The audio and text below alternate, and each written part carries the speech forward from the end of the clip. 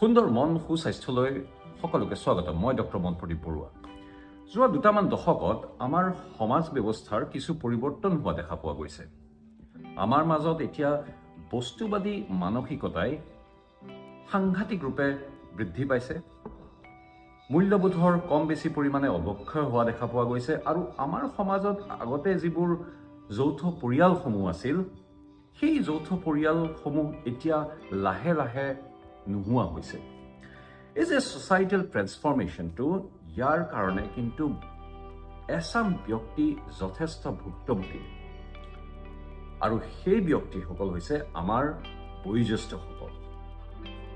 বৰ্তমান আমাৰ বয়োজ্যেষ্ঠসকল কিন্তু যথেষ্ট অকলশৰীয়া আৰু নীৰৱে তেওঁলোকে বহু ধৰণৰ শাৰীৰিক আৰু মানসিক কষ্টত ভুগি থাকে আৰু এই বিষয়ে আমি আলোচনা কৰিব নিবিচাৰোঁ, আমি ডিছকাছ কৰিব নিবিচাৰোঁ, কাৰণ ক'ৰবাত নহয় ক'ৰবাত আমি ইয়াৰ কাৰণে জগৰীয়া।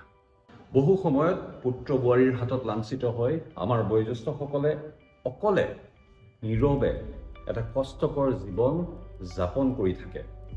আমি এইবোৰ বাৰ্তা প্ৰায় পায়ে থাকোঁ, কিন্তু আমি ইয়াৰ বিষয়ে আলোচনা কৰিব নিবিচাৰোঁ। বহুতে ভাবে যে নিজৰ ঘৰৰ বয়োজ্যেষ্ঠসকলক শেষৰ সময়ত হাস্পাতালত ICUত ভৰ্তি কৰি নিজৰ দায়িত্ব সমাপ্তি কৰি দিয়াটোৱেই যথেষ্ট, কিন্তু সেইটো নহয়। আমি ভাবোঁ আমি সকলোৱে নিজৰ কৰ্তব্য কৰি আছোঁ, কিন্তু প্ৰকৃততে আমি আমাৰ বয়োজ্যেষ্ঠৰ কাৰণে এতিয়া বহুখিনি কৰিবলগীয়া আছে, যিখিনি আমি কৰা নাই।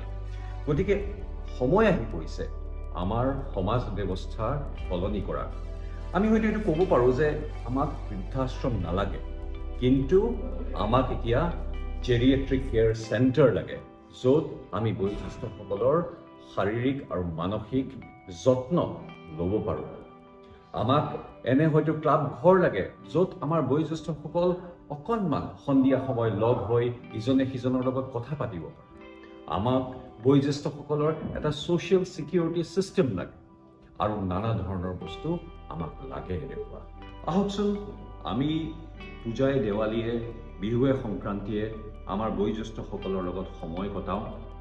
আমিতো আমাৰ বন্ধুবৰ্গৰ লগত অ'ত যাওঁ ত'ত যাওঁ, পাৰ্টি কৰোঁ, কিন্তু অকণমান যদি আমি তেওঁলোকক সময় দিওঁ, তেওঁলোকৰ লগত কথা পাতোঁ, তেওঁলোকৰ যিখিনি প্ৰয়োজনীয়তা সেইখিনিৰ বিষয়ে তেওঁলোকক সোধোঁ, তেওঁলোকক অকণমান মৰম দিওঁ, হয়তো এই পৃথিৱীখন আৰু সুন্দৰ হৈ পৰিব। আমাৰ ল'ৰা ছোৱালীক ককা দেউতাৰ প্ৰয়োজন আছে। আমাৰ ল'ৰা ছোৱালীক ককা দেউতাৰ যি অভিজ্ঞতা, সেই অভিজ্ঞতাৰ প্ৰয়োজন আছে। তেওঁলোকৰ পৰা শিকিবলগীয়া বহুত আছে। যৌথ পৰিয়ালবোৰ আমি আকৌ ঘূৰাই আনিব নোৱাৰিব পাৰোঁ, মূল্যবোধৰ অৱক্ষয় আমি হয়তো ৰোধ কৰিব নোৱাৰিব পাৰোঁ, কিন্তু আমি সমাজখন সলনি কৰিব লাগিব আমাৰ বয়োজ্যেষ্ঠসকলৰ কাৰণে।